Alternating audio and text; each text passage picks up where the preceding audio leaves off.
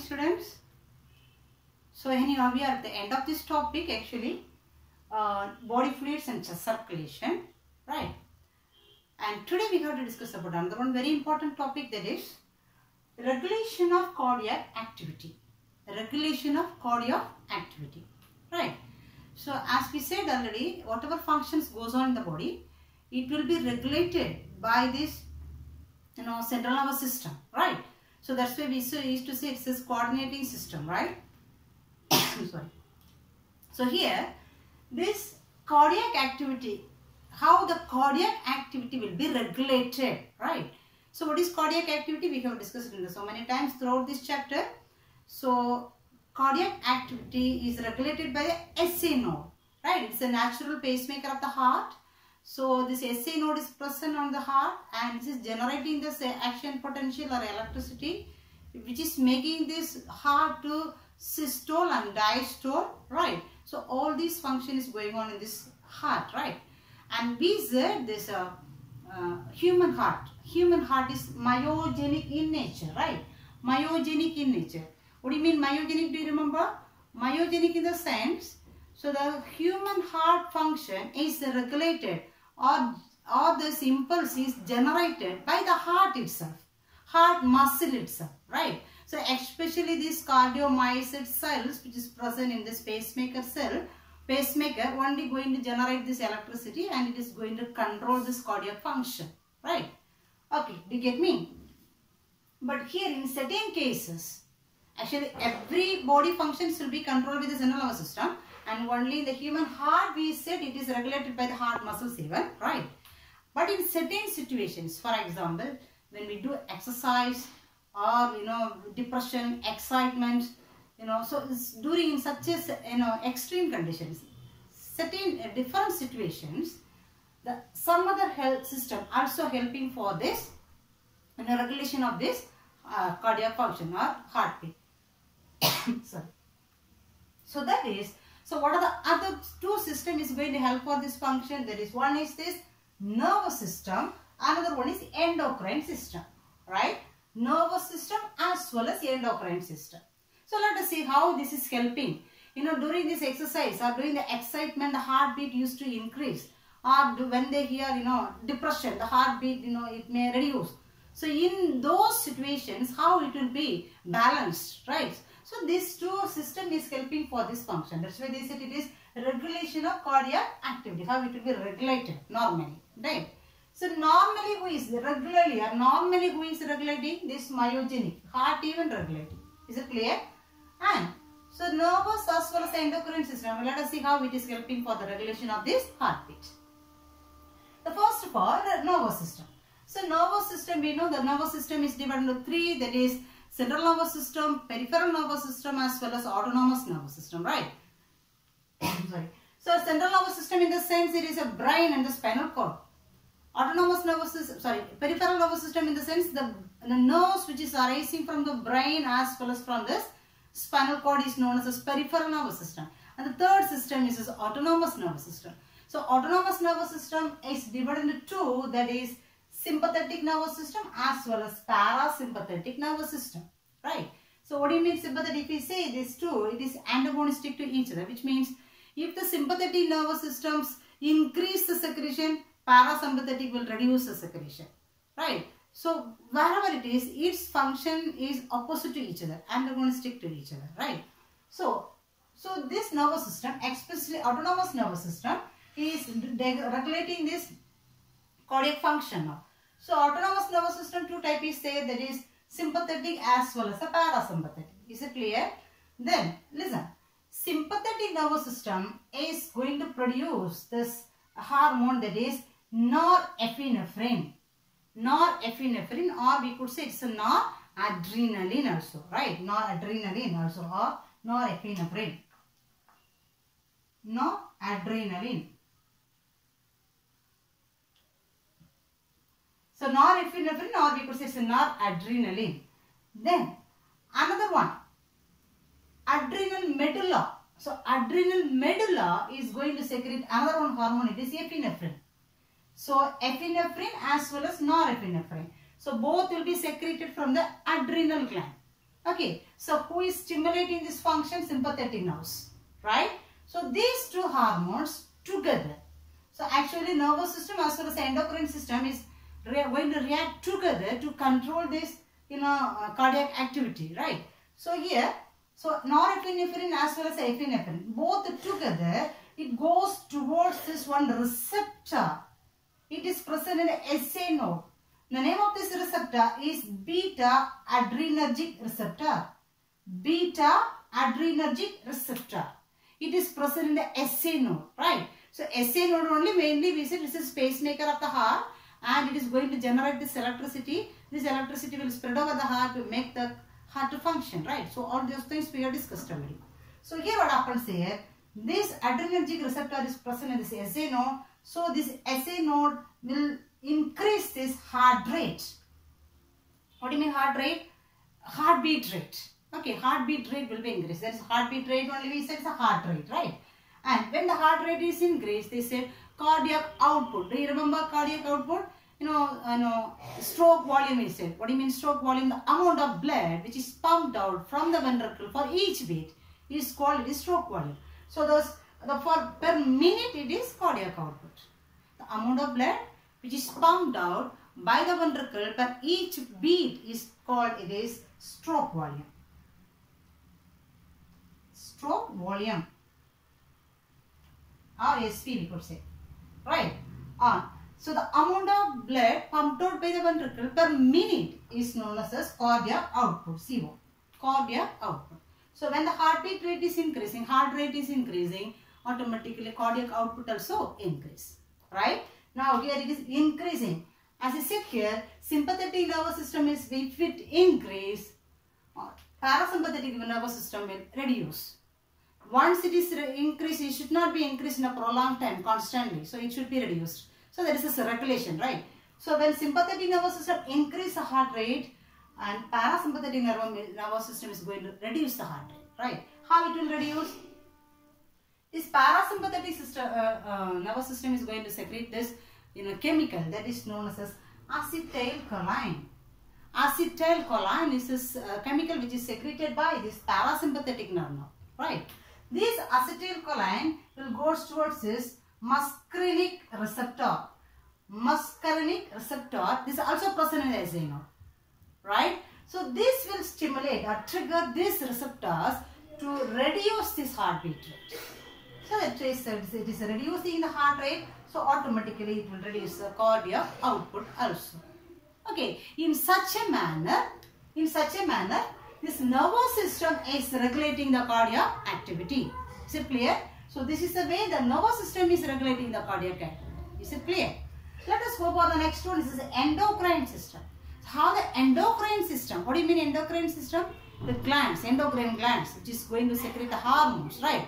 So this endocrine system is going to, control this heart, cardiac activity in another manner, right? Let us discuss how it will be regulated, right? So this endocrine is producing these hormones. The first hormone is vasopressin. So this vasopressin is produced by hypothalamus. Hypothalamus means pituitary gland.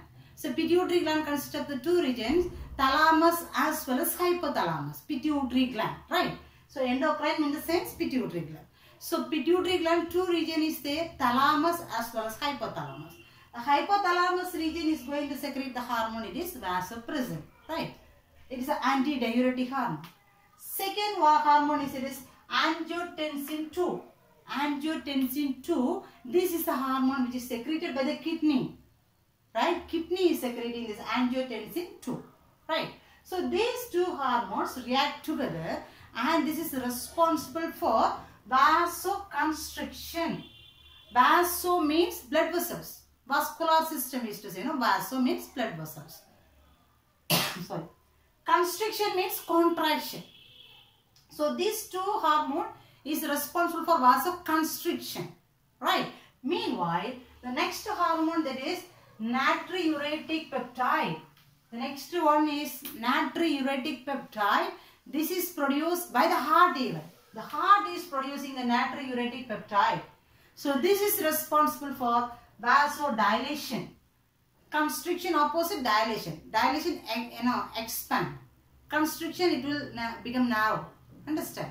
So if this two is going for this vasoconstriction, vasopressin as well as this angiotensin ACE2 is doing vasoconstriction process, and meanwhile natriuretic peptide is doing this vasodilation process, right? In such a manner, this regulation of this cardiac activity will be controlled, regulated. Cardiac activity will be regulated. So normally myogenic, which means the heart muscle even, especially as node is controlling this, contraction as well as this relaxation, systole and the diastole. In certain different situations, these two nervous system and the endocrine system is helping in this manner. Do you understand, students? And let us go for the last topic. It is regarding this, certain disorders. It is related to this circulatory system, right?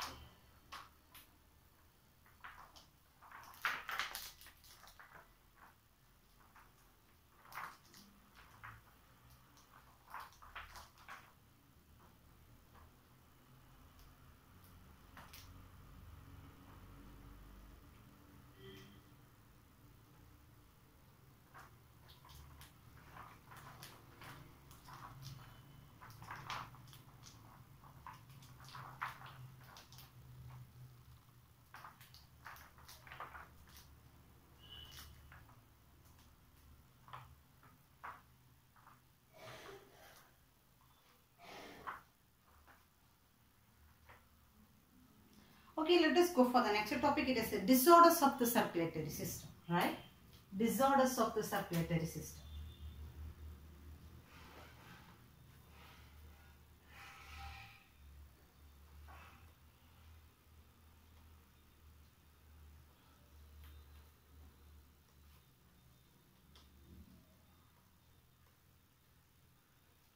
Disorders of the circulatory system. Okay. And let us see what are the disorders will be there in the circulatory system. The first, the major one, they say this is recently, it is one of this very, familiar, disorders we could say it is blood pressure, right? Blood pressure, BP. So that the scientific term here they could say it is hypertension. The first one is hypertension. Hypertension. Okay. So hypertension. So what do you mean hypertension? The high BP is known as hypertension. So previous class only we discussed about the blood pressure, right? Blood pressure we said. So what do you mean blood pressure? When the ventricle contract, right? When the ventricle contract, this ventricle is pumping the blood inside the arteries, right? Inside the arteries, pulmonary artery. And this, aorta where it is pumping the blood. So when it pumps, the blood will make one exerts on this wall of this blood vessels fissure. That only considered as blood pressure actually. So the normal blood pressure we said it is, blood pressure it is systolic blood pressure as well as diastolic blood pressure is there, right? So normally we could say it is 120 by 80. Normal blood pressure is 120 by 80. Right. So 120 is a systolic pressure, meanwhile 80 is a diastolic pressure, right? So you should maintain in a constant level. And mean arterial pressure also we have discussed in the previous class. Okay. Then, so this if it exceeds, for example, if this systolic pressure goes more than 150 and the diastolic pressure more than this 80, or we could say it is 90, sorry, it is 90, for prolonged time, it leads to hypertension. High BP, right? If it is maintained for prolonged time, it leads to hypertension. So hypertension is one of this very dangerous sign. So it is leading to heart failure, kidney failure, brain failure. So such as critical situations is leads to, right? So there is a recording about hypertension, right? And the second one is coronary heart disease. Coronary heart disease. So what do you mean coronary heart disease? What do you mean coronary artery? In this previous class we said about when we said about this, types of blood vessels, coronary artery we said. So what do you mean coronary artery? The artery which is supplying the oxygenated blood to the heart. The artery which is supplying oxygenated blood to the heart is known as coronary artery. So heart also need oxygen supply for its proper function. So that is provided by the coronary artery. It will branch from the main artery aorta. Is it clear? So listen. So there is a coronary artery. So if there is any formation of atheroma, the word they said it is atheroma.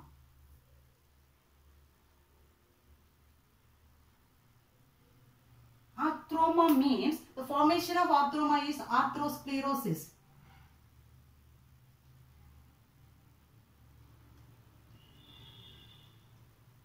Atherosclerosis, right? So what do you mean this atheroma or atherosclerosis means? Inside the blood, some dead blood cells or dead muscles or platelets. So and mainly cholesterol. So these things, the formation of all these things only we could say it is atheroma. So this formation of this atheroma is known as atherosclerosis, right? So this atheroma which is rich with cholesterol, the atheroma with cholesterol. So along with this, dead muscles will be there, platelet cells will be there, dead tissues will be there, right? So the atheroma with the cholesterol, it will form as a plaque. It will form as a plaque. What do you mean plaque? If any substance which is depositing there, that we could say it is plaque, right? So now this atheroma with the cholesterol will form as a plaque and it will deposit in the blood vessels, the wall of these blood vessels. If it is a blood vessel, we could say this atheroma or plaque will deposit here, right? It will deposit. So when it deposits and it will reduce the blood flow inside, it become narrow, right? So when it deposits, it become narrow and it will reduce the blood flow also, right? So this condition, if it is a blood flow is reduced, of course the oxygen supply or this nutrient supply for the heart muscles will be reduced, right? So this is leading to this heart attack. It is leading to heart attack. So there will be the block. So here what may happen there? So this the plaque may form as a thrombus. So what do you mean thrombus? Blood clot. So this plaque along with the blood, it will form as a blood clots, right? So this blood clot is known as a thrombus. So if there is this biggest blood clot is formed on this circulation in the path, it will block this way and finally the supply to the heart muscles will be stopped and it is leading to heart attack. So that is known as actually it is coronary heart disease. Is it clear? Okay. And the next one is stroke. Stroke. Have you heard stroke? Of course, you may hear. Recently, we could say many times about the stroke, right? So, what is the reason for this stroke? So, when the BP is increasing, especially when the blood pressure is increasing in the blood vessel, which is supplying the blood to the brain. When the blood vessel, which is supplying blood to this brain. So when it supplies the blood to the, if there is any, listen, so this is the blood vessel. So here the blood is moving inside. The blood is moving inside. In case of this high BP, in case of this high BP, sorry. In case of this high BP, what happens there? Here one aneurysm may form. It will bulge. The blood vessel bulge. Right? And finally it bursts. The blood vessel bulge and burst. So as a result, what happens here? There will be the bleeding inside this brain. So that this condition is known as hemorrhage. Blood hemorrhage. Bleeding may happen inside the brain because of this high BP, and this because of the high BP, there will be this bulb like, or the bulges may form aneurysm. That word they say aneurysm. So this bulge may form and finally the bulge will burst and the bleeding will be there inside the brain. Blood hemorrhage will be there in this brain, is leading to stroke. Understand?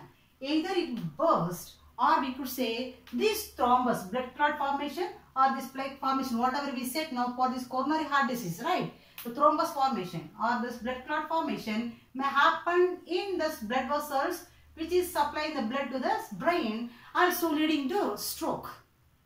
So if there is this blockage in the brain, we could say in the brain, so at the particular region where it is supplying the blood, we could say the oxygen supply will be prevented because of the block. So because of the block, the oxygen supply will be prevented. So the particular region of the brain started to, the brain tissue started to die. The brain tissue started to die. So this brain tissue started to die gradually. So this is called as cerebral infarction. Cerebral infarction. Cerebral region of the brain may started to die. The tissue will die. That is known as a cerebral infarction. Understand? So that is about the stroke, the reason for this stroke, right? And the next one is angina pectoris.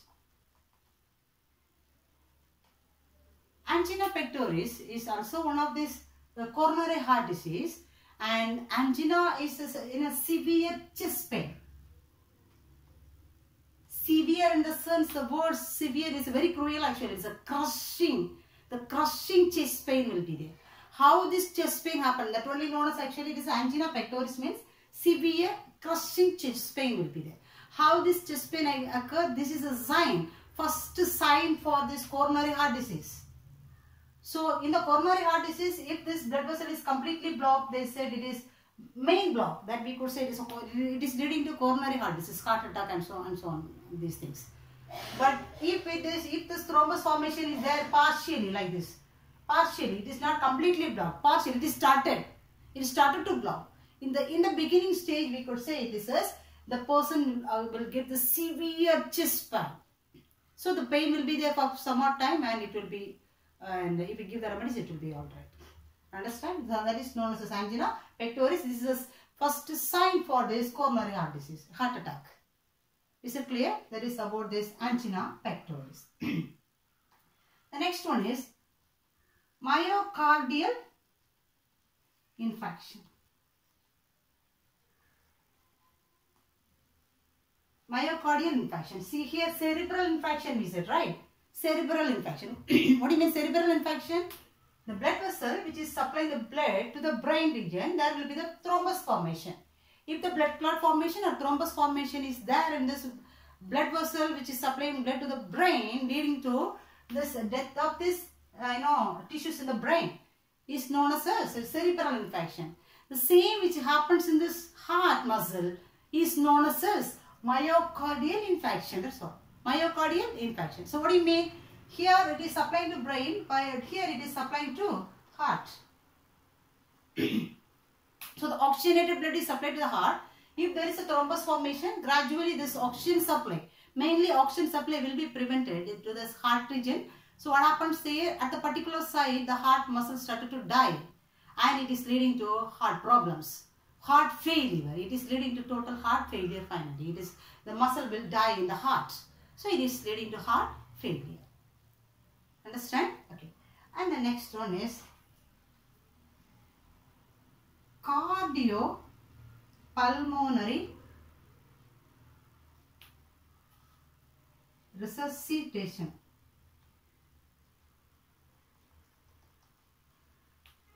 Cardiopulmonary resuscitation. Cardiopulmonary resuscitation. So here actually it is one of this life-saving process said by this James as well as Peter, right? So cardiopulmonary resuscitation is one of this life-saving process. Actually it is one of this procedure. What they do is, as we said here in the cerebral infarction, so when the blood supply is going to the brain, so blood supply is going to the brain through this cerebral artery. Artery is taking the blood. So in case there is a thrombus formation or blood clot formation, the blood supply or oxygen supply will be prevented, right? That is the situation it is leading to either it says, and stroke and all those things. But in certain cases, it is a life-saving process. We have to give it within 4 to 5 minutes. So what happens here, if the person is getting such a sign means they could not breathe because the oxygen supply is not going to the brain, and they could not breathe and the heart cannot function. So they used to faint, of course, right?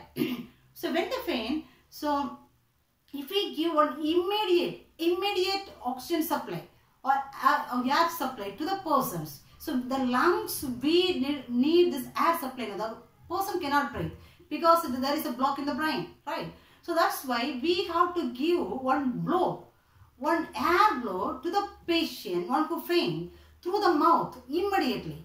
Meanwhile, we have to give one chest compression, massage compression. We have to we have to give on the chest region. When we give, so even if there is any blockage there, also immediately, if there is any blockage there, because of that block, it will be arrested, right? So if we give one compression, and meanwhile the air blow we have to give through the mouth, to the patient mouth. So mouth to mouth, that's why they say mouth to mouth, ventilation we have to give to the patient, and one who's faint down within 5 minutes. So if we give this compression along with this air blow, and in case sometimes in case the flow may remove and this lungs will get this oxygen supply, and it will be provided to the brain. So this the major defect will be prevented. So this is one of this immediate life-saving process, we could say, and to save someone's life. So but it should be done within this 5 minutes, 4 to 5 minutes, right? So that's all about this disorders. There's few disorders we have discussed here about this heart, right? So anyhow, this chapter is over. Body fluids and circulation over, and this is the 7th chapter which is present in this volume 1, and as per this old edition, but new edition volume 1 and 2 they have combined together. And let us meet with this next chapter, excretion, in this next session. And until then, please you revise the chapters. As I said already, you may have to write this exam. So per day one topic is, please revise and complete the chapters and cooperate with everyone, right? Thank you. Thanks, friends.